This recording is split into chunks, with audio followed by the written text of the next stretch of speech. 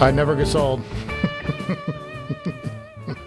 Hey, how y'all doing? Hey, welcome to Wednesday. Welcome to Wednesday. I got the LCD 4s going on right here. These are for sale, regrettably. I don't want to sell them, but I think I have to. Everything's up for sale right now. I'm going to move some product around because I want to get some new gear in here, and I'm a little bit stagnant. Working on the new episode. It's a quarter of the way done, maybe. Was working right up until the time. Very busy week for me, business-wise. Outside of the, normal day-to-day. Just very busy. I've got a lot of stuff going on. I'm going to check my little stream here, make sure we're up and rolling, and it's looking all good for you guys. Oh, yeah. Tell me about that. Said no one ever. But yeah, just super busy with work and have not had much time to listen, do any of my, do any of the fun stuff that we all do around here. Here we go. Just make sure. Looking pretty good. All right. Not too dark, not too bright. Well, they always tell me I'm not very bright. God. Make it stop, guys. Make it stop. The jokes just never end. How are you guys doing? I have nothing prepared for today. I've got one thing. I've only got one thing to talk about, so it's going to be a very short show. Good night, everybody. Put the music on it. Too much. Yeah. I've got one thing I'm going to talk about, an amp. I think this is the new amp. Cayin has a new amp out, or coming out, that they announced. And I haven't seen much of it, but I called up their website and I thought maybe we could go look at that a little bit and try and figure out what the new amp is. I think it's the HA2, but I'm not sure. I'm not 100% sure. Maybe somebody can look that up and put it down in the chat. What's the new amp from Cayin? Because somebody got it and did a review somewhere, because it came up in my YouTube feed, but I forgot to click on it because, busy. Writing no obits this week, though. I'm writing for the show, and I had some shoots and just running all over the place. No rest for the week. I haven't even had time to work on my arm this week, and that's bad because it's hurting a little more. One thing you'll notice, check out the new lighting down below, people. Got new lighting down there.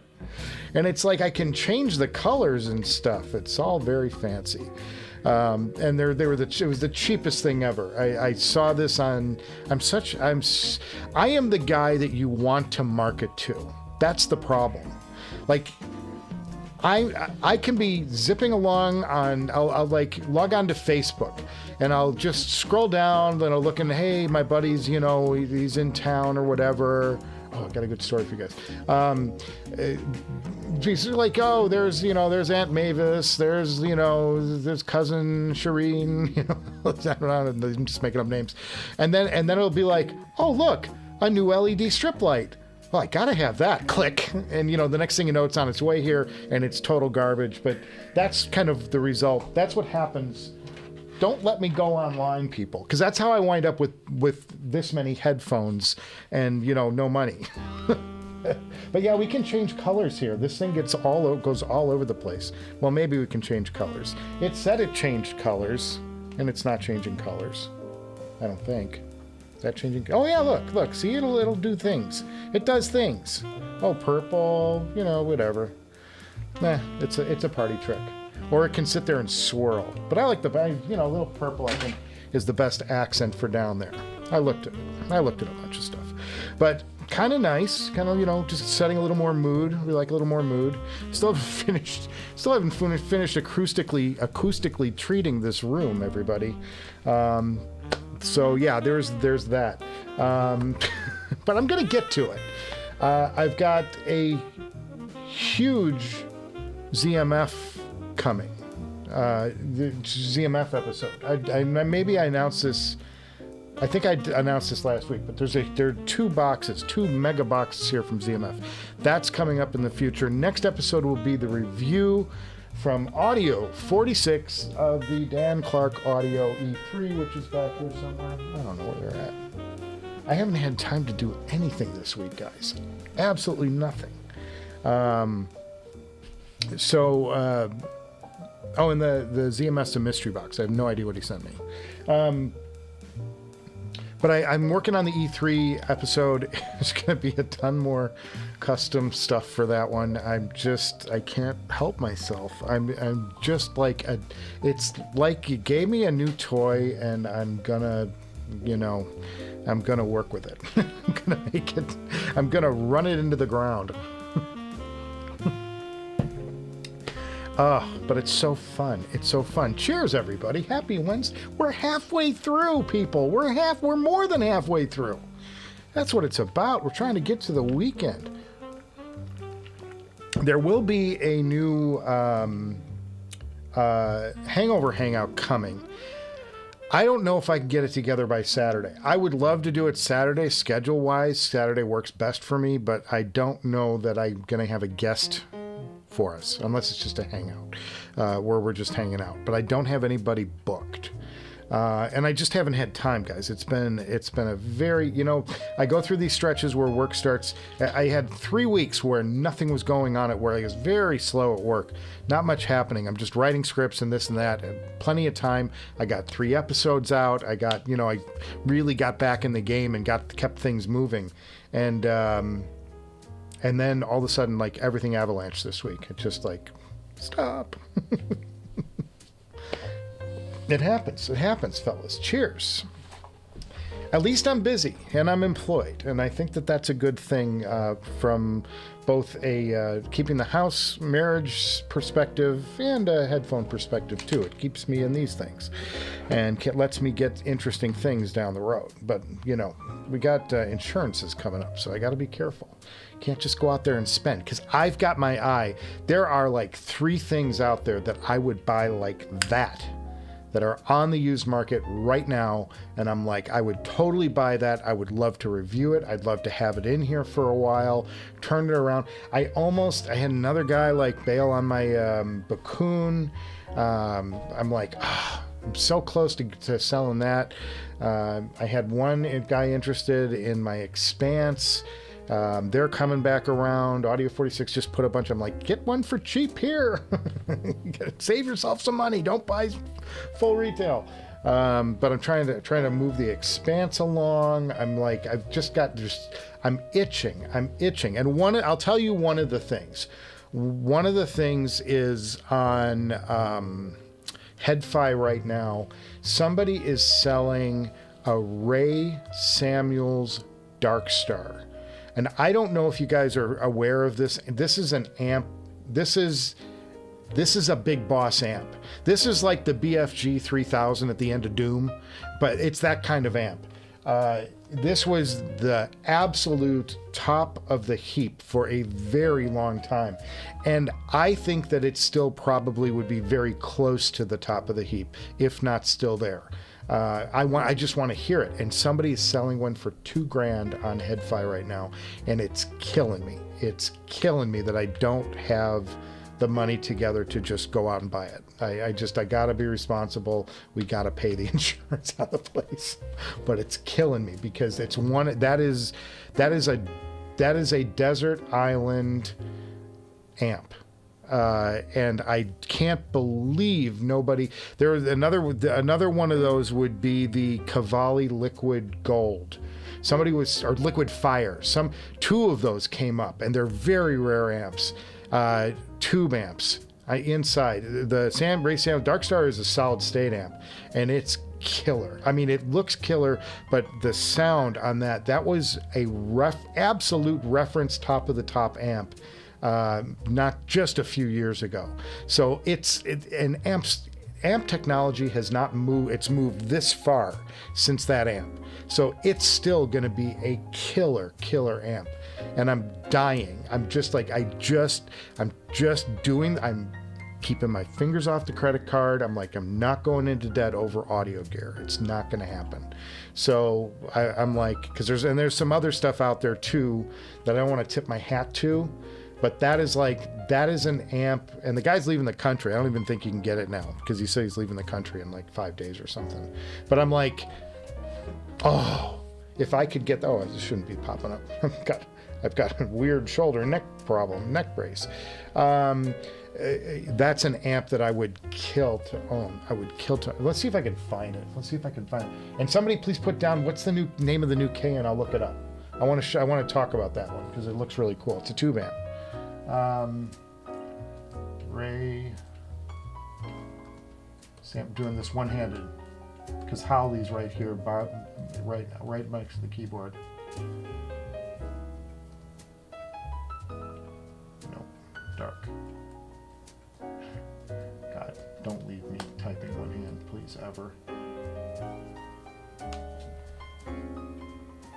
Okay, yeah. Oh, okay, here we go. There it is. Okay, stand by, people. Incoming.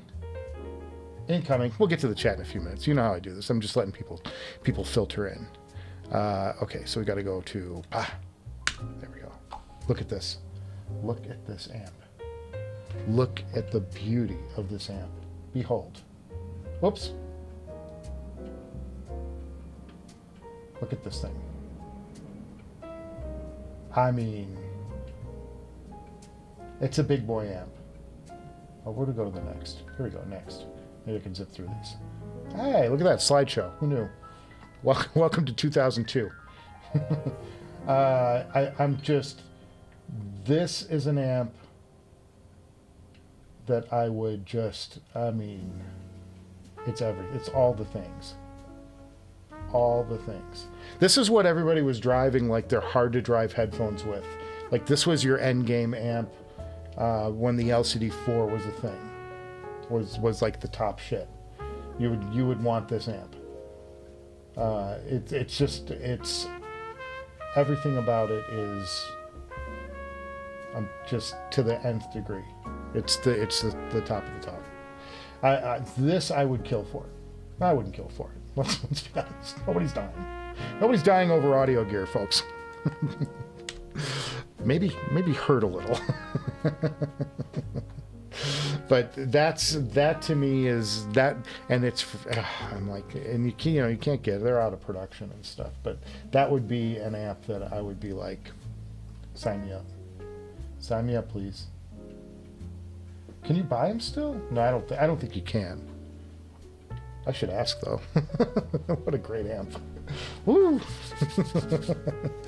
Yeah, I'm just a huge fan. I mean, in Ray Samuels, like the great, like Cavalli, like, all of those great names. Those are the founders, the building blocks of the modern headphone industry that we have today. They're the ones who started it.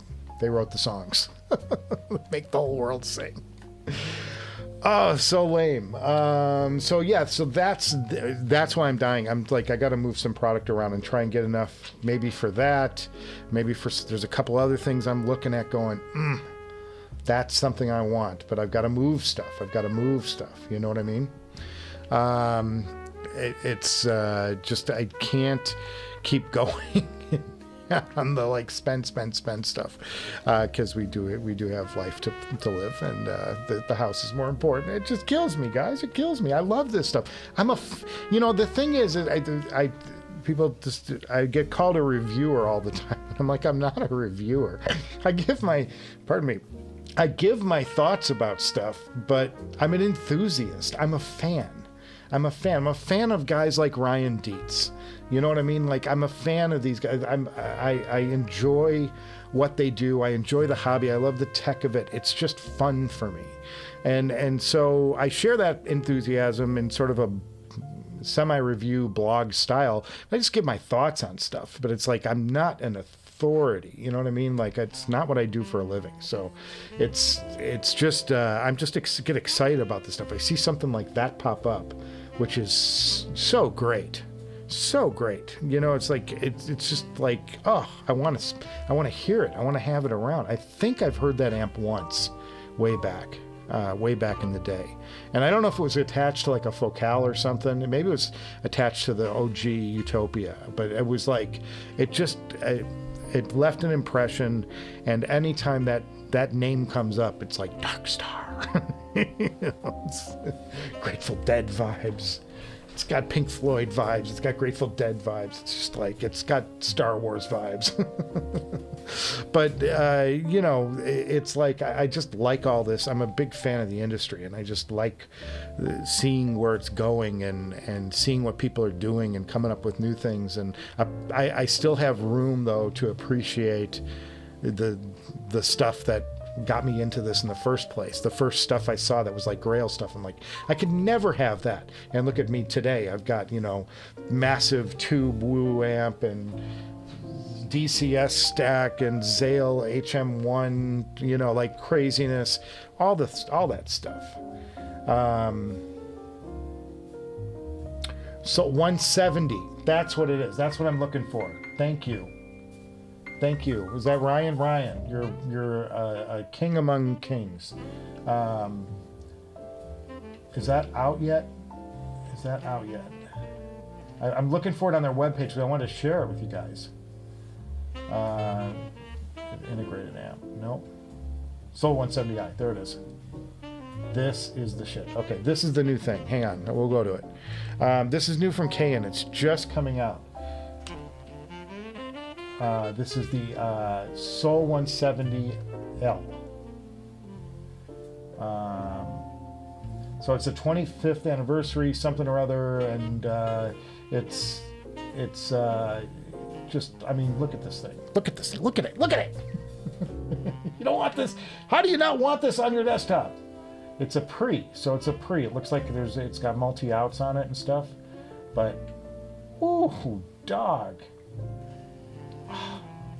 I mean, come on. Come on. That's not even playing fair. Look at the knob. Look at the lit knob. Look at the lit button. I mean, it's all the things. Beautiful, beautiful design. Cayin knows how to make an attractive product. You know? I'm such a sucker for this stuff. I'm a sucker for this stuff. It's so good. It's so good. Look at that. So that's coming out. That's new. That's new. There you go. So that's it. And I have no notes. I did get to listen to one of our viewer. I did one of the homework assignments. I've been very bad. I failed on my homework, but I did listen to the Dusty Springfield in Memphis, which is just crazy good. I mean, it's Son of a Preacher Man is on that record. It's just like, you know, it's Dusty. It's Dusty being Dusty. And then I listened to Sister Sparrow and the Dirty Birds. I listened to that, and that was really cool. It was more like a classic rocky, little bit Black Crowy. Like, it's just really good stuff. I can highly recommend that one. That was a lot of fun. I did not get to some of the other ones. Shar Suarez, Waylon Jennings, Alison Krauss. Well, Alison I'm familiar with, but Christina Scabia, Einbraun. These are all like recommendations from last week. Didn't get to them. Sorry, guys. But I did get to Sister Sparrow and the Dirty Birds. Love the name of the group, and it was a lot of fun. So there you go. Let's get into the chat a little bit. We're 20 minutes in. I mean, we got to have a crowd. Oh, we do. We have a nice crowd today. Cheers, everybody. Welcome. Welcome into the Director's Garage Happy Hour Hangout. There you go. Glad you guys could join us. Ryan Dietz showing up with a cup of coffee. 3 cups of coffee. He's wide awake, folks. Ace of Spades, howdy. Nice intro music. Yeah, that's, you know, more of the custom stuff. I'm just having fun with this stuff. It's stupid. It's like, when I get a new toy, man, stand back. It's like, oh, what else can I do? What else can I do? Let's do this. Let's try this. You know what I mean? Looking for some newer music recommendations today. Let them flow, boys. Anything blues or rock would be nice. Well, do check out that Sister Sparrow and the Dirty Birds. That was really good. If you're looking for newer blues, I don't know how, Ace of Spades, how deep do you go into blues? Are you like an aficionado into like old blues? Do you like that style? One of my favorite albums from the 90s, now it was recorded back in the 40s, but it wasn't released as a package until the 90s, was an album called The Plantation Tapes. I don't even know if this is on, I should check to see if this is on Tidal, but it was a Muddy Waters collection, and it was called The Plantation Tapes, and it's somebody went out when they were first trying to find blues singers, and they recorded Muddy Waters with just an acoustic guitar, and he's singing all this great stuff. Muddy Waters Plantation Tapes. Let's see if that's a thing, if it comes up. Yes, it is. The Complete Plantation Recordings. Go check that out. It's a historic collection.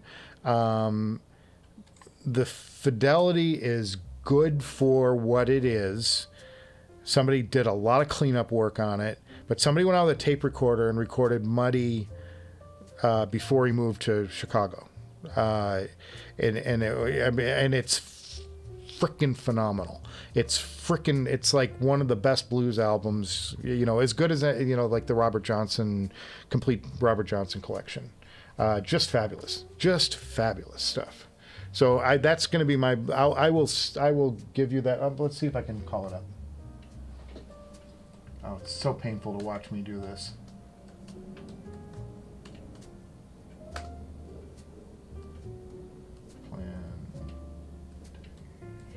I have to do this one finger.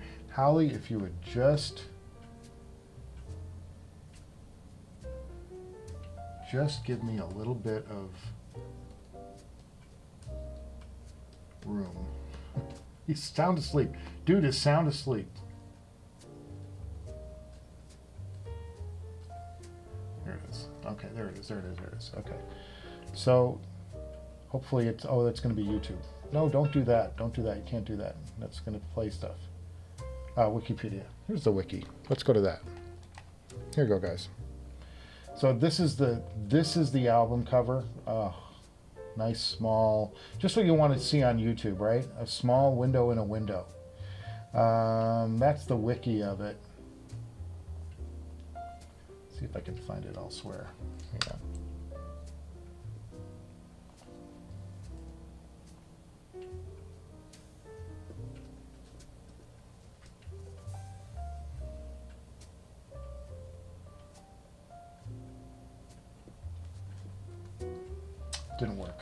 Didn't work. Damn it.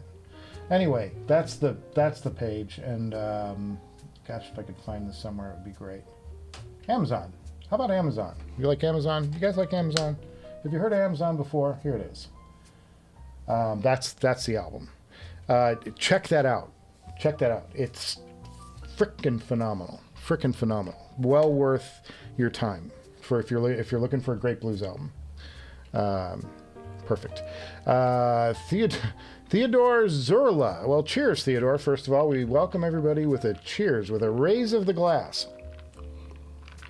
If you're joining us for the first time, and I don't recognize your name, so everybody around the world is toasting you right now. So you feel good. Good vibes. It's a good thing. Hey, idiot. Thanks. Toast you. Michael, we want a re-review of the ZMF Atrium. Well, it's kind of been done on this show before, so I don't know that I have anything new to add. I mean, it comes up in comparison to things often, and it was in the major shootout. I will say that I think it would ranked in the lower of when I did that big 8 headphone shootout. I think it ranked pretty low in that. However, that review would have changed because I changed the cups, and changing the ear pads to the suede changed the headphone significantly, and I have a different appreciation of the headphone now, and I listen to it all the time. It's one of my main go-tos. Don't get too much time on these LCD4s anymore. That's a shame.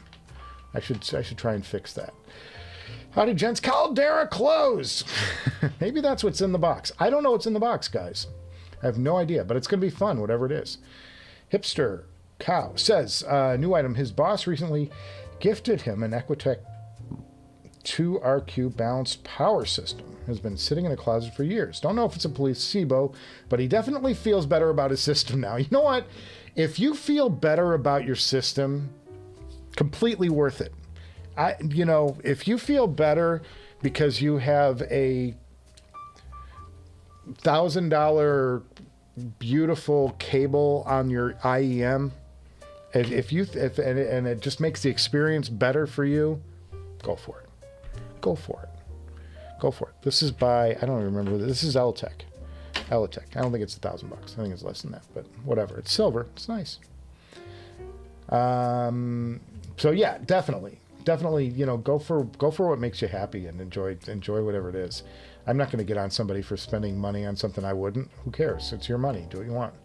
Bioelectric V550 has been on Endgame amp lately. Yeah, it gets a lot of praise. I haven't heard it myself because it is in the mid tier and I'm flying a little higher than that, but I mean, it's an impressive looking amp and everybody raves about it, who's got it. So I wouldn't steer you away from it. I don't know much about it though either. Appreciate the kind words. Ryan, you're the bomb, man.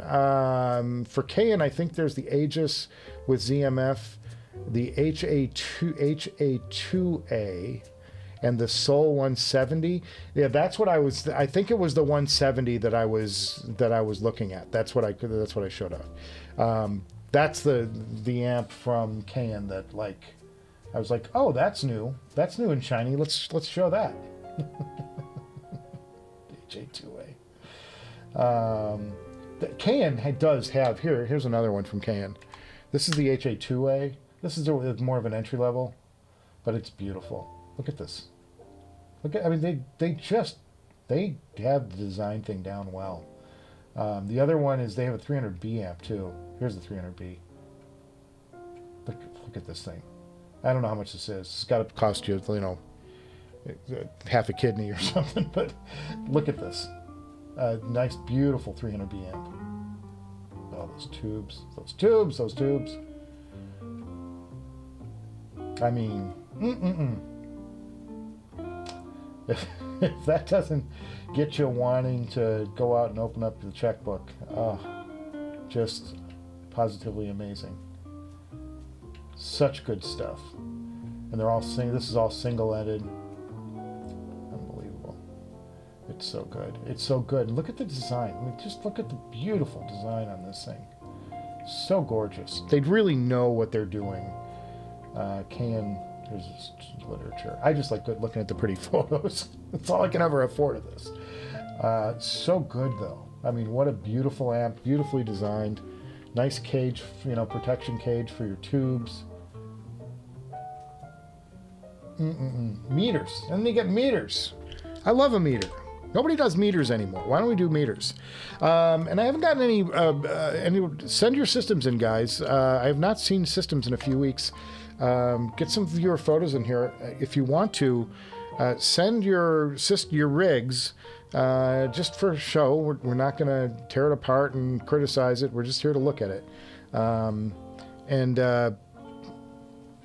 But yeah, send your systems into the. That's my email address, my personal email address. Y'all can reach me anytime. It'd be great. Whoops, wrong one. Oh, what was that? Switcher interruptus. That was bad. It's like we went into the Twilight Zone there for a second. Too fun. Oh God. Yeah. So that was anyway. That was just Cayin just does some really impressive stuff. It's very expensive though. They're Wellesian audio like in some of their pricings. They get up there. Hipster Cow says finally was able to submit a tungsten order in time for Ryan. Now wait with bated breath, hoping his color scheme wasn't too goofy.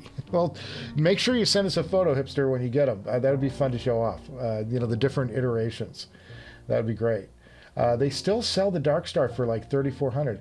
I didn't know that, last Rhino. I didn't know that Ray was doing new items, like doing like new old items, like stuff that's been around for a while. But maybe they do. Maybe they do. I haven't asked. And I know the website's still active, but I don't know if they're actually taking orders or what. I don't know what the situation is there.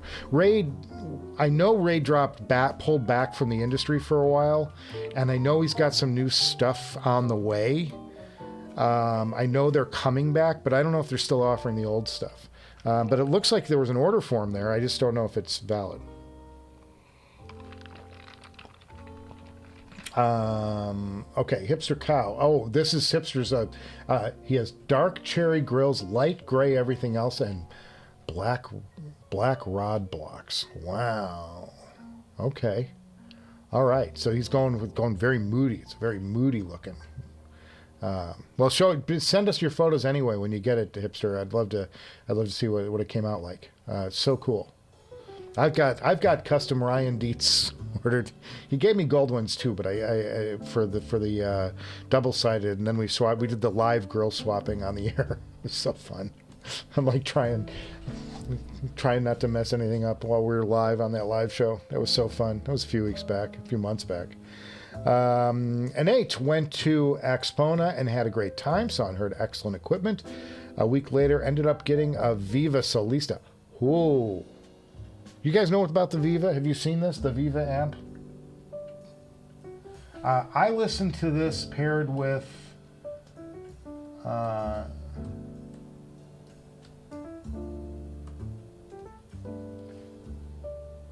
I ended up listening to this with a, what does it call it? Reel-to-reel deck. Look at this thing. I don't know if and they come in all kinds of colors, but check this out. This is the Viva Cista. This is, I can't even describe what this amp sounds like. I just know that it will cost you a marriage or two. It might cost you children. Future children and promising, but they do this black. This is a shiny black, a black lacquer, like a piano black. But they do this. I've seen these in red. I've seen them in yellow. I've seen them all over them. They make these in all kinds of colors. And I think these were around 15,000. I think when I was looking, is that right? Did I get that price about right? It's freaking amazing, but they were using them to drive like the Susvara. I listened to it on the Caldera, and they had a reel-to-reel deck hooked up with some, what they said were master tapes. Like, okay. The word master tape gets thrown around way too loosely in this business. A master tape is not a master tape. For the most part, it's a dub of a master. If it's a dub of a master, and it's you're asking, you're praying that your source has good heritage on it, because. But anyway, it did sound good. It sounded really good, and I was super impressed. More than enough for the Caldera, and I should have taken the time to listen to it on the Susvara too. I was just moving around, trying to get around the show I was at. Mr. K, good afternoon, gents. May have a whiskey tonight. Well, what kind of whiskey are you gonna slock back? Are you doing some screwball? Are we doing some going harder? Are you going with the Jack? Which angle on the whiskey are you going for? You doing something a little higher end? What's up there, Mr. K? Let us know. Phil Hard for physical media again, rebuilding his music library now. The only physical media I have are tapes and records, and the CDs are all gone from my world. I ripped them, and I have no reason to hang on to the physical media. I'm just like, a hard drive is much more user-friendly than having a player and a thing and whatever. A Spade says there is a Cayin HA3A with extra tubes on Headfire right now for $900. Great deal. That sounds good. Yeah, Cayin does make some really beautiful sound, and it sounds good too. The stuff I've heard sounds good. I haven't had anything bad to say. Barry Douglas says he recommends the Forgotten Albert King for blues. Absolutely. It was he was like the Stevie Ray Vaughan was like a protege of his, and played with Albert before he passed. Albert was fantastic. He had a great lively style, fantastic stuff. I'm trying to remember some of his. I have a couple of his records somewhere. I remember one has looked like a dining room table or something. It was at a restaurant or something, if I'm remembering right, but I can't remember the name of the album. I'm picturing it in my head, but I can't remember the name of it. Yeah, he was a favorite. George Thorogood loved Albert King. It's just fantastic play. I mean, one of the greats. Absolutely one of the greats. Gary K says, new $3,000 live DAC being compared to a $10,000 amp DAC. Haven't heard of that, and I haven't seen it in person, so I don't know. I'll take your word for it, though. I'm not familiar with the brand even.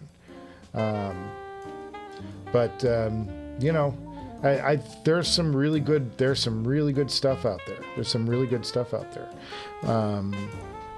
And there's still, good mainstreams. The people who swear by Hollow, the Hollow May and some of those DACs, really good DAC, from what I've heard.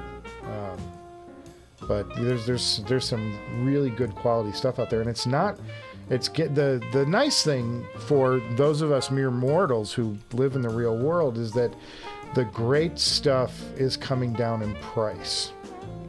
The barrier to entry is starting to come down, filter into the lower price ranges, and there are diminishing returns. There's always diminishing returns, but I think the gaps are shrinking, and part of that is due to guys like Ryan. When you drop a headphone on the market at $2,000, $1,500, $2,000, that sounds as good as something that costs multiples of it.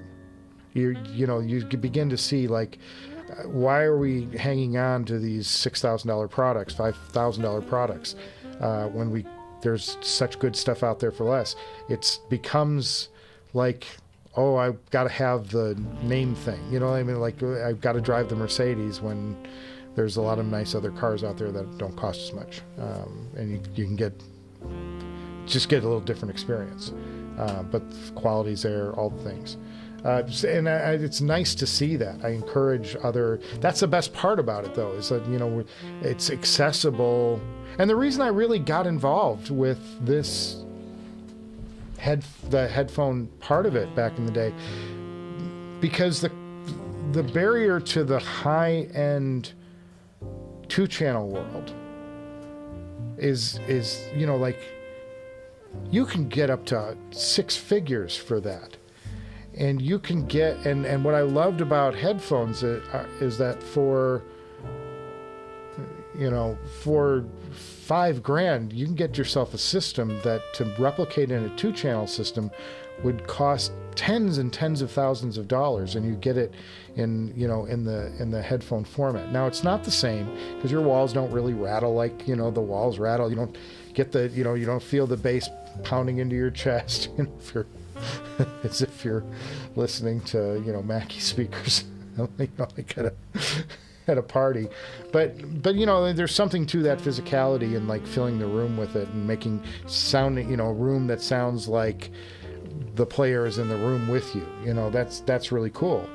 But you get a similar experience for a lot less money, but the quality is so high, and that's what drew me into headphones too, deeper.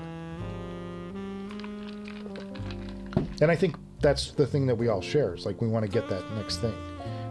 How good can this get, and without killing ourselves and losing relatives, namely wives, buying stuff. The Viva Cista left him speechless. He has a dark gray Porsche color. He's driving the Sisfara with it, and it's just another level.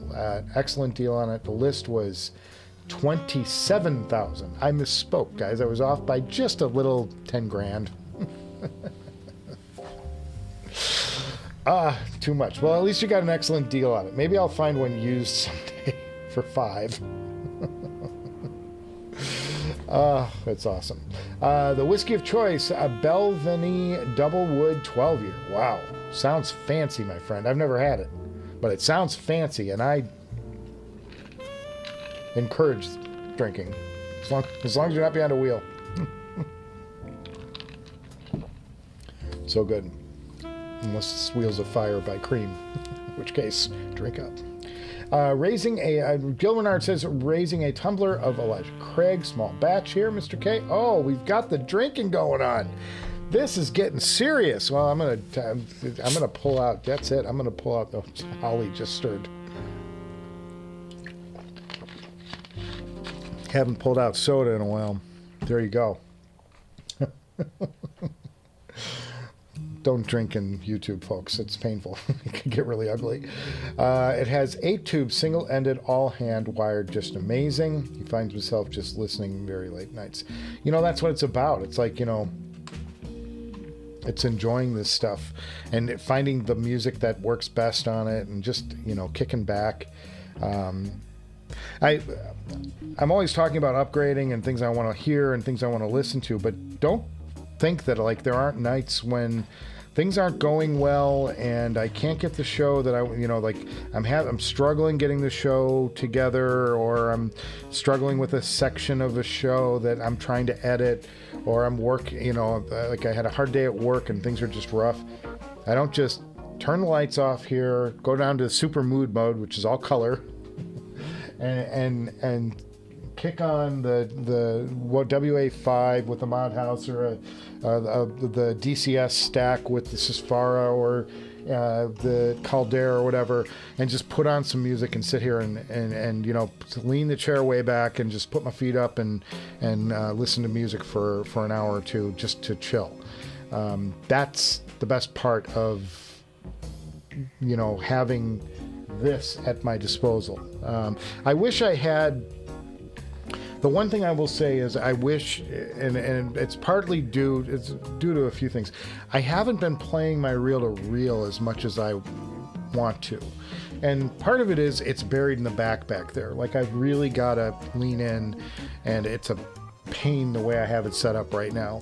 Turntable's in front, but I don't have it set up since the move. I have not had it really set up because all of my albums are in boxes still. And I've got to get, I've got a wine cellar here, which is great. But it's a 2,000 bottle wine cellar, and I don't drink that much wine, people. As much as I joke about drinking, I just don't drink that much. And so I want to take half of the wine cellar, pull the shelves out, and install record shelving. And I'll show that on the show if I ever get to it. But I want to install record shelving because the wine needs the same environment as the records do, you know, nice dry environment to store the records in. And I'm like, I just have no use for it. Now I'll save the wine shelves because I don't think anybody wants record storage when I move out and leave this place someday. But I do want to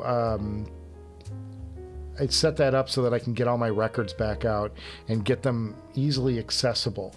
So I can go in there and you know, really go into my, because I was a collector for a long time, and I've left it dormant since we moved, and it's coming up on a year, and I just get the urge every now and then. I'm like, God, I wish I could find that one record, but I know it would take me 3 hours to find the record because there are so many boxes of records right now, and I don't want to start ripping stuff open.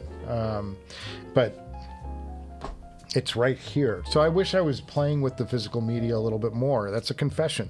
I have some great setups here. I have a beautiful VPI turntable with an excellent cartridge, and I've got this reel-to-reel deck that is so great and sounds so good. And I've got some great master, you know, one-off the master tapes that I got from reputable places that are actually that. And I know I have some stuff that they say is you know, from the master, but I'm sure it's not. You know, I know they're just BSing me. You know what I mean? But I enjoy it. But it's fun to listen to that stuff. I don't always have a lot of time, and it's the convenience of digital and streaming, and I wind up streaming a lot of the time. And I've got a great DAC now that makes the stuff that's coming off of titles sound very good, and if I don't want to hear that, and I have files that are encoded, all 192 and DSD, and all these super high-end files that somebody claimed the other day that you can't hear the difference, and I'm like, I hear a difference. I don't have perfect hearing, and I hear a difference between the low-res stuff and the high-res stuff. I can hear it. And if I can hear it, I got to tell you, I can hear it. It's like. I've had people come back at me and say, no, it's a placebo. You're just imagining you're hearing it. And I'm like, I think if you gave me that as a blind taste test, I could. And I'm really honest with you guys. If I don't think I could pass a blind taste test, I'll tell you I don't think I could pass.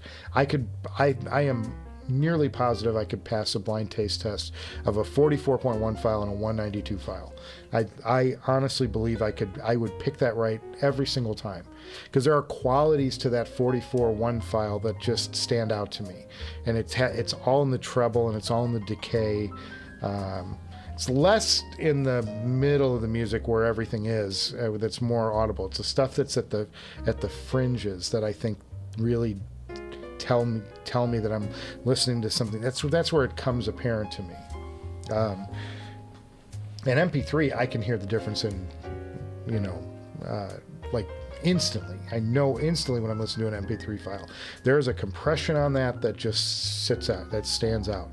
Now, they did get better with their later versions of MP3 when they went to MP4 or whatever it is, some of the later generations.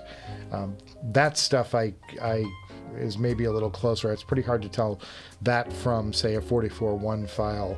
But if you give me a 192 file, I'm like, I can pretty much nail it most of the time. I have been fooled once or twice on files that were really well recorded and encoded in 44.1. And I was shocked to see that, oh wow, this is only 44.1. And that's great. That's it's finally, it does tell you that the quality of the recording and the process of the recording does make a difference. But not everybody recorded their stuff well, and when it's not recorded well, you can, I can hear it on most of the stuff I get in here. Anyway, that's a little sidetrack. That doesn't mean anything. Why are we talking about it? But N8, I'm so thrilled with your new purchase. That is an amazing, beautiful, beautiful piece of gear. And I can't imagine what a Sisfara sounds like. I just didn't take that listen. I was listening on the Caldera when I auditioned it, but it was really good. Barry Douglas, it's me, Barry Douglas, aka Chance D. Of course you are. Here's a great movie soundtrack called Hotspot with John Lee Hooker, Miles Davis, Taj Mahal, produced by Jack Nischke. I haven't heard that one, Barry. When you say a soundtrack like that and you start listening to names, I always think of Jimmy Cliff and that great How Do They Come soundtrack. Not blues, it's reggae, but it was that just came to mind for some reason when you said that. But I'm sure that's, those are great. Those are all great names. John Lee Hooker is one of my personal favorites. And talk about George Surgood. George Surgood took a lot of influence from John Lee Hooker. Re-recorded a bunch of his songs, actually, on his records. Always a big fan. I'm a big fan of all those guys. And the thing I love about guys like Stevie Ray Vaughan and John Lee Hooker, and George Surgood, was that they paid homage to those older artists. They never shied away from, I didn't write this, and this was performed by blah, blah, blah, Stevie Ray Vaughan was a fan of Jimi Hendrix. He didn't just copy it because he could. It's because he really, he was so blown away. That was music that inspired him when he was a kid, listening to Hendrix. It made him want to pick up the guitar, and he found his own voice on it. He had similar sounds to Hendrix in some ways, but he definitely had his own take on it. He had a Texas twang to it. He took a Texas bend to it. There's something a little bit southern about Stevie Ray's blues. It was really neat. I'm always a fan. I'm a fan of Hendrix too, and all those guys. I just like music. What can I say? Go Renard. The canons of Cannons in the Minnesota Orchestra's 1812 orchestra recording can be felt in your chest on the right cans. It can only fantasize about how good they'd sound on a 2-channel system. I know. And when I had these Vandersteins were so good. I mean, they're not like, I know there's better and I know there's a lot, but when I had these Vandersteen 3 signatures working, they would do that. They had that kind of impact. I love these speakers. They're great. But I'm afraid I have this cat and he loves to tear stuff up with his claws, and I can't take his claws out because he's indoor outdoor and he's got to be able to defend himself. So I'm afraid until Howley leaves the earth, he's down here, just jumped when I petted him. I'm not going to be able to do much with those speakers, I'm afraid. Here he is. Getting up, raising his tail. You gonna take more nap? Is it more nap still? Yeah, he wasn't feeling good today. So he's been hanging out with Dad all day. So fun. Nephilim81, my brother. How you doing? Fellas, hello. Glad to make it. Work was a long one. Anyhow, mine was too, man. It was a rough day. I didn't have anything prepared today. We're just kind of doing it. Glad to hear some appreciation for physical media. About a great recording. Madeline Perot, The Blue Room. Fidelity is first rate. Nephilim, was that a CD? Did you buy a CD or was it a record LP? We just had record store day, and I used to go every year. Every year I would go, I'd go at like 6 a.m., get in line, make my picks. I'd go down to Freak Beats Records in Sherman Oaks here. Ding, give them a plug. They're good guys. But that's our local record store. Great stuff. I used to go there all the time. They had a lot of my money there. And then I just stopped collecting because I don't have the storage for it right now. And I have the room, I just don't have the storage. I don't have the physical shelves up. I could do it, and I started looking into it, but the job is bigger than my patience. And I don't have time to get that all done. But anyway, Hipster Cow, have you thought about trying a Fubar ABX blind test? Trying a upload 2 data files and it tests you. Oh, that would be cool. That'd be kind of fun. Yeah, maybe. I have, and the other thing is, y'all know me. I have no shame. I don't mind being dead wrong about anything. I don't mind being fooled. I don't mind being. I really don't.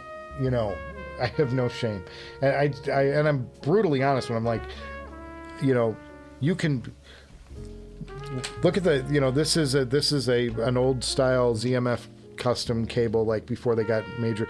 Like if you put this on a headphone and then put something like this fancy ass, this is the Norn thing from Trevor. If you swap between those, I would never in 1,000 years be able to tell you what the difference is between the two. And there are guys that are like, "Oh my God, you're a moron. You have terrible ears." And I'm like, "Yeah, I guess I do." I'm like, I can't tell the difference between cables. I've never been able to do it. But something like that, where it's like a 44.1 file, I can get fooled if it's a really good recording.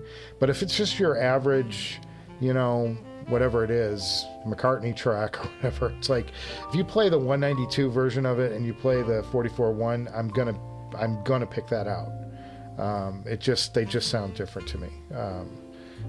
There's particularly in the treble falls apart at 44.1 to me, on your normal recordings, and like how most modern music is recorded. Like I said, there are exceptions. There are some albums that I was shocked to, like I just put it on Tidal and I'm like, wow, this sounds great. And I'm like, this must be high res. And I look over, it's 44.1. I'm like, whoa, somebody got their shit together. I'll tell you one that would fool me for sure. And I gave this recommendation very early in the show. And it's called, let's see if I can get back to that Amazon thing, because I'll be able to show it here.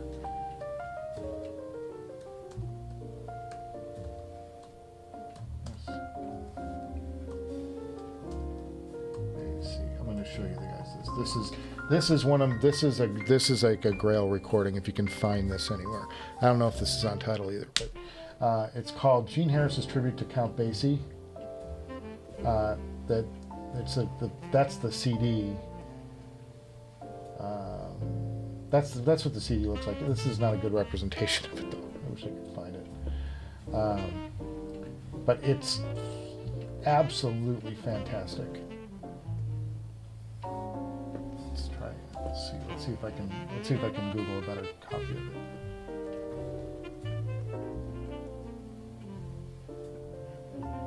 Is that the same thing? It's the same thing. Bummer. Let's go to images. Here. Here's a good record. Oh, dude, I hate you. I hate you. Why are you doing this? That's the album cover anyway. Can't go to YouTube. Can't go to YouTube. Discogs. If you can find that record somewhere, if you can stream it somewhere, that's a phenomenal record. And what I love about this record is that it's recorded. It's recorded on. When they sequence the songs, they did all throughout the record. There's an up-tempo number and then a slow number, then an up-tempo number and a slow number. So it's always changing pace. And you know I love contrast, and it's an important thing for me when I'm talking about great records is how are you contrasting your tracks? Like, don't make everything sound the same. And it's so cool. Like, listen to Night Mist Blues and then like listen to one of the other tracks on there. It's like, it's so cool how different, you know, the different approaches. And it makes you, first of all, appreciate Count Basie and how great his catalog of music that he wrote was. But it's like how varied and how talented these writers from way back then, these guys who could write and play really phenomenal stuff. Fantastic. But that's a recommendation I'd give you any day of the week. And the 44-1, the CD of that sounds killer. Sounds just killer. And it's even better if you can find it in other formats. But yeah, that's a good one. But yeah, I'm going to look up the Minnesota Orchestra, 1812 Orchestra, Overture. That sounds great. Is what we're talking about, good music. Nephilim, good blues rock recommendation, Joe Bonamassa. Oh yeah, of course. Yeah. Fantastic. Streaming is great, but he loves listening to my vinyl. Yeah, me too. I kind of miss it. I kind of miss having that, and I love the process of it, and I love cleaning records, and like, you know, it's just fun. It's just fun. It's fun stuff. Nephilim says he still can't recommend the DVD of Ultravox Quiet Quartet album. The box set is so awesome. One of the best box sets he's ever heard. And yes, Michael, he's all CDs. That's all right. I'm so old. Like, it's just amazing that vinyl made a revival, because it's like you show a kid an 8-track tape and they're like, what? Yeah, 8-track, guys. The VU meter t-shirt. It's time again. Yeah, rocking the VUs today. Why not? Something different. I overmodulate regularly, so, you know, it's my homage. It's like peaking again. Some would say I peaked in the 90s. So fun. Carl Marshall, 100% vinyl. Yeah, that's all good. Jee Harris. So good. Yeah, these guys, there's some great recordings out there, man. Some of these are just so great. Super enjoyable. What else is going on in your world, guys? I don't have much else to tell you today. I've been working on the next episode. It's about a quarter of the way done. It's taking longer to lay out than I'd hoped, mostly because of work, and I've got so much going on here. There's like 10 things at once. So finding the time to focus and spend like 3 hours building the show, which is what I need, that's a time window that works for me. I can get a lot done in 3 hours because I can, you know, like you get into it and you're working with it and things come together fast once you're in a zone. but it's like I'm getting like an hour here, an hour there, and then I got to go do something else, and just one of those things. It's just not. It has not been an easy week. I was hoping that I could get, I shot it late last week, so I thought, well, maybe over the weekend, and then the weekend fell apart, and it was my mom's birthday, and I had to go see her, and work was really busy this week, early days, and tomorrow's my busiest day of the week by far. So I'm like, I don't know when I'm gonna get to cut this stuff. Like, I got to get the next episode finished, and it's shot. I just need to put it into something you guys might want to see, because right now it's pretty rough. It's a little painful. Commercial. What phono stage do you use? That's why I bought the Macintosh. The Macintosh has a tube phono stage built into it, and they have a big daddy to this, which is I think it's called the MP1100. It's the Macintosh preamp 1100, and it's phenomenal. It's as big as this, but it's just a phono stage. It's like, oh, but I couldn't find one, and I couldn't find one at least at a price I could afford. This is the C2600. Yes, this is the C2600. It's Macintosh's it's the one generation before the current model. Right now they have the C2700 is the current model. This is the C2600, the predecessor to it. Functionally though, they're pretty much identical. But these are selling for like $5-ish on the used market, $45.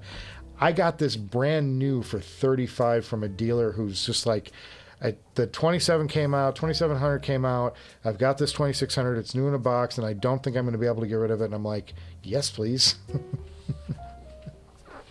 And I told this story before on the show, but it was the same year that Macintosh 70th anniversary amp came out. They sold an anniversary pre, and then they did a version of the 275 that was special for that year. It's got a stamp on it or whatever, and they sold it as their 70th anniversary product. And the guy was like, I also have one of these 70th, and I could sell you that for $3,500 too. And I go, no, I'm going to take the 2600. He goes, really? Because the 70 is like, it's all hand wired. It's like, it's a much better product. And I go, it doesn't have the meters. And guys, it's got to do that. If I'm going to spend $3,500 on something for Macintosh, it's got to do that. If it doesn't do that, I'm sure it sounded better, and I'm sure it was a better product, but it didn't do that. And I really wanted it to do that. I've always fantasized about Macintosh gear. I think it's, I've held it in high esteem and everything, and I think it's like, there's higher end stuff. There's definitely higher end stuff than Macintosh. But of the consumer line, it's like the top end of consumer. You know what I mean? And it does push into hi-fi. I mean, but it's like, it's one of the, it's just like, it's I don't know, it's like Rolex, it's Macintosh. It's that fantasy brand that everybody, and it's warm and lush. And I've used this for a bunch of different things. I don't just, I use it as the pre for the tape deck too, for the reel-to-reel. It's just a good pre. It's a good pre. It's a warm sounding thing. It's got tubes in it. It's Macintosh. It's quiet. It's good. It's a good solid performer. And what you can't see on this, can I show this to you without doing too much damage? Let's see if I can do it. All right, just. Okay. Sorry, lens caps. Let's see. Can you guys see in here? If I pick this up, do you see? Oh, it's got a bunch of cables on it though. You can't see it. Damn it. There are 6 preamp tubes that are glowing through a glass top on this. Glowing tubes, they're green. And I know they're lit by LEDs, but it's still green tubes on the top through a window. I wish you could see it. I just can't. I can't tip it up enough because it's got too many wires going into it. But the meters and the tubes and the glowy things, and I'm like, I know the C70 sound is going to sound better. I know it's going to be the you know, it's better and it's hand wired and all that. But that, I want that. I'm such a child. Petulant child. So yeah, and I've had a couple of different phono stages here. I had a what was the name of the, I'm forgetting the name of it, major cartridge maker, but the name of it was Clear something or other, but it was a battery, it had a battery lift. So the pre was, pardon me, the pre was the power section was lifted, and inside the power supply were 4 9-volt rechargeable nickel NiCad batteries. So it lifted the power stage off the wall. So you never got phono hum because there's no 60 hertz going anywhere in the system. It's all battery lifted, and that was a great phono pre-stage, and I think I sold that. But at any rate, this was just a jump up from that. It's just amazing. It's a great thing. So I've had that in here, and I also had a couple of different pre's for a while. But this was this has been my main since then. Since I had this, and it's like, it's great. It works great. Netflip says, Michael, really grateful that you can do a stream here and there. It's so hard when it comes to time management when the workload is through the roof. Don't take our community here for granted. I know. I mean, I like hanging out with y'all, and I like doing this. This is like a nice break in the week, and like a step outside of like work mode. Both Mrs. Director and myself are workaholics. We realized we will go an entire work weekend with like, we'll go do something like that we have to do together, you know, whatever it is. We go to the dry cleaner, or we'll go shopping or whatever. But we're both heavy workers. We both work really hard at what we do. And I'm usually down here cutting a show, or I'm recording a show, or prepping something that's going out next week for work. I'm working all the time. I almost never, like, if you just let me go out to my own devices, it's like I'd have a pair of headphones on and I'd be writing something or whatever. Like I'm always working on something, and I don't stop enough. I don't stop and slow down enough. And I probably should. It's just my nature. I'm just a work person. But doing this live stream every week, it's kind of like my little, even if I can't get a show out, like a full normal episode out, I get to hang out for, we get to shoot the shit and talk about stuff, and you guys make me think about things that I don't think that I shouldn't think about, or normally wouldn't think about. We discuss, goofy shit that we've done with money, like buy very expensive Macintosh gear for single purposes. But it's a good way to step out of the week and just kind of take a breather and talk about it. Joe Bonamassa with Beth Horton, a great blues collab. I'm not familiar with all of Joe's work. Al Di Meola, there's another one, another great guitarist. I remember him. Gary Clark Jr., other young great blues guitarists. Yeah, this is all good stuff. I remember that album though. Such good stuff. Such good stuff. Whoa, nice. Do you run that into a headphone amp? Yes. This pre's is a pre to a headphone amp. So currently, I'm not even sure how I've got it set up right now. I think I've got it set up for the reel-to-reel at the moment. But I was also taking the Lena into here. I've been playing around with different schemes and like how everything is getting routed. but, and I'm not sure where I left it, but this is, you know, by design, you know, goes with the turntable and the, you know, this was, I kind of designed a little signal flow back here. You've got the two sources going into this that would go out, and the signal would work its way downstream. And it can, from here, I can route it into the Woo tube amp, or I can route it into the chain with the electrostatics, or into the, you know, into the HM1, depending on how, you know, whatever I'm doing. Not that I'm like anxious to put vinyl on a electrostatic. I think that's, they don't seem like a good pairing to me. I've never like listened to that and gone, oh wow, I tend to like the sound of more traditional headphones with vinyl. But at any rate, there you go. Nephilim says, the look and presentation of audio amps is quite important. It's part of the atmosphere. He loves a great looking tube amp.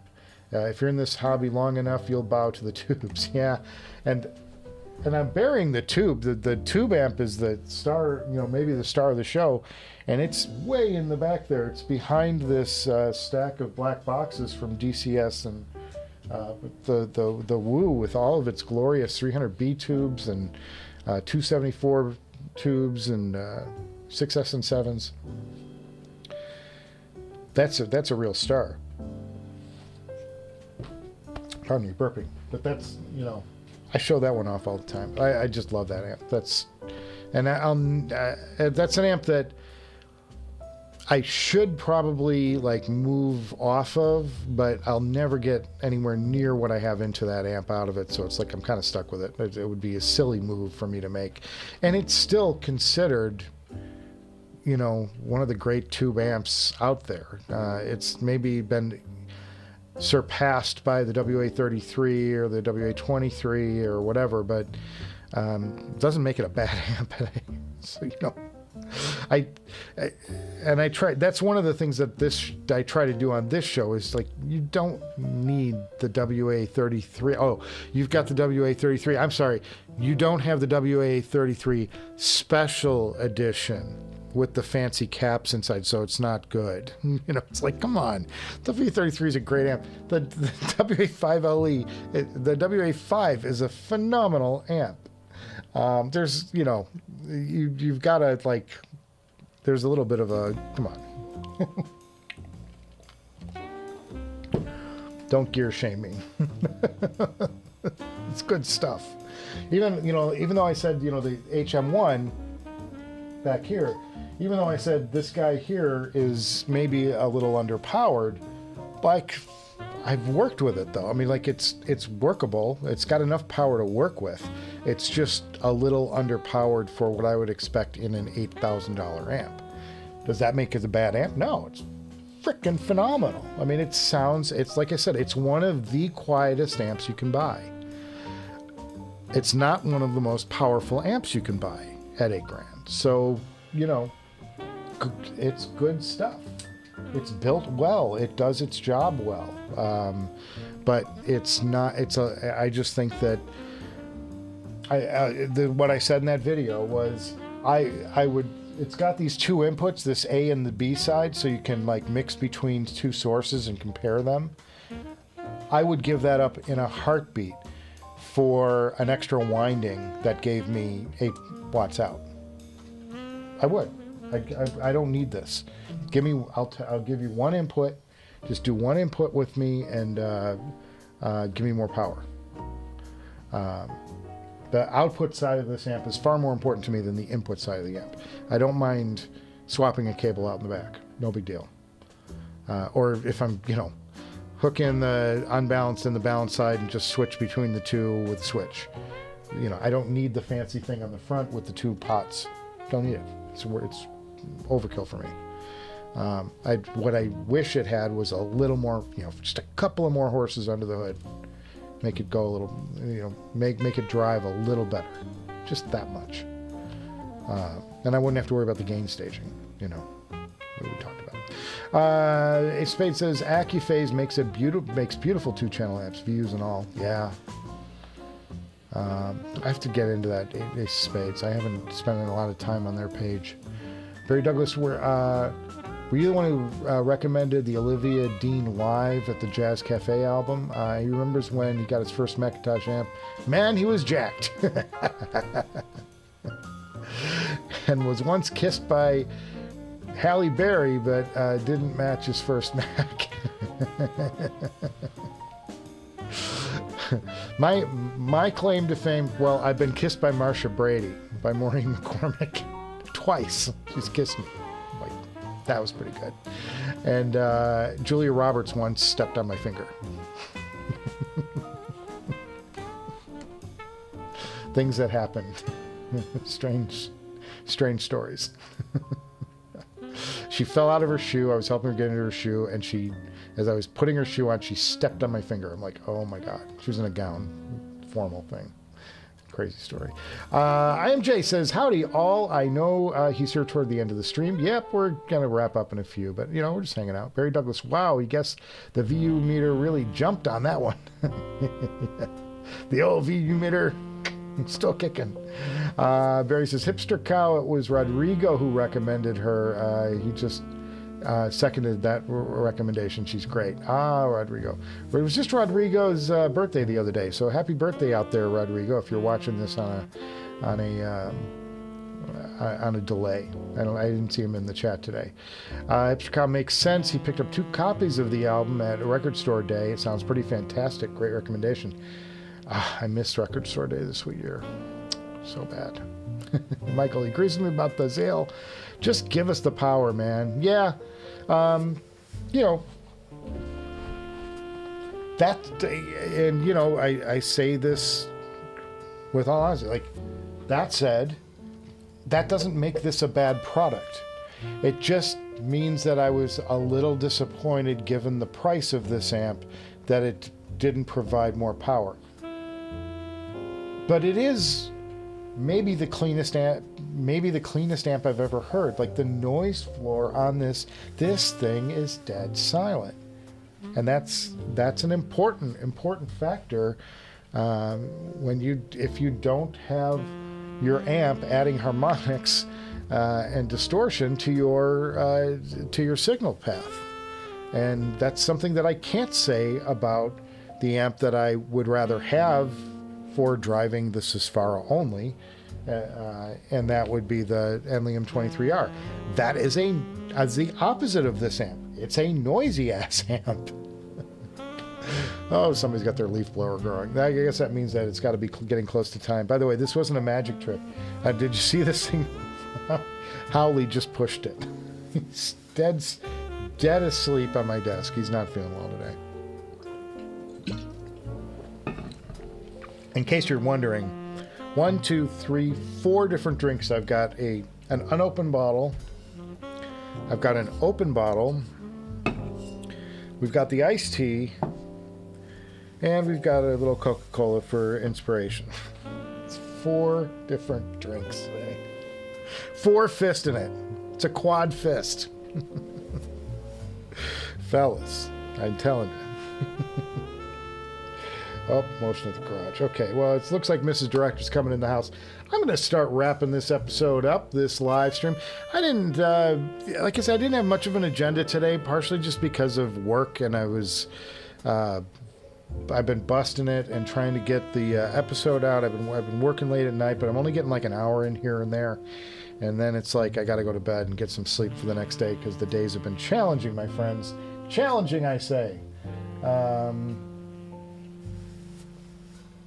But I hope you enjoyed your little visit to the director's, little check-in, a little drop-by at the director's garage Humpday happy hour hangout. You can tip your waiters and waitresses, and make sure you recycle on your way out the door. For those of you who are watching this tape, you missed a thing. It's live. But yeah, I'm digging all the fun new tunes and having fun with all this stuff, and we'll have a new episode next week at some point. I'm trying to drop Tuesday every week. We're trying, when I put an episode out, I'm trying to make it so that Tuesday morning, that if it's going to come out, it's going to be on Tuesday. because I think that makes a difference with the YouTube people. I don't know for sure. It's all guesswork in the end. But yeah, make sure you guys have a great rest of your week. Email me at directorsgarage@gmail.com. Send me photos of your systems, guys. I want to see like close-ups of whatever headphone you like, you're enjoying. If you get a new headphone in, or you got an amp that you are really enjoying, hit the like button, hit the subscribe button to the show, to the channel, and you'll be alerted whenever stuff happens here. Or alerted to stay away, whatever it is you got to do. But yeah, I'm gonna have a great rest of your week, and I will see you guys before you know it. All right, cheers, everybody. Oh, we got to get off the air too.